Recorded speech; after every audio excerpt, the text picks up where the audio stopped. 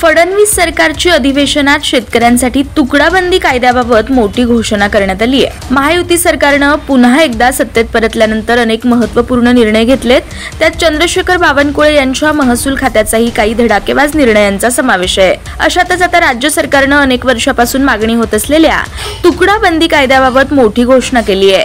पावसाळी अधिवेशनात मंत्री चंद्रशेखर बावनकुळे यांनी बुधवारी 9 जुलैला तुकडाबंदी कायदा रद्द करण्यात येत असल्याची घोषणा केली आहे। महसूल मंत्री चंद्रशेखर बावनकुळे यांनी यावेळी सरकारी पातळीवरील या निर्णयाबाबत एक विशेष अशी एसओपी निश्चित करणार असल्यानं सामान्य शेतकऱ्यांचं काम निश्चितच सोपं होणार असल्याचंही म्हटलंय। सरकारच्या या निर्णयाचा लाखो शेतकऱ्यांना लाभ होणार आहे। तुकडाबंदी कायदा रद्द करत असून लवकरच याबाबत नोटिफिकेशनही काढणार असल्याचं बावनकुळे विधानसभेत म्हणाले। सरकारच्या नव्या एसओपीमुळे शेतकऱ्यांचं काम अधिक सोपं होईल, त्यांना सरकार दरबारी हेलपाटे मारण्याची गरज राहणार नाही, अशी माहितीही बावनकुळेंनी दिली आहे।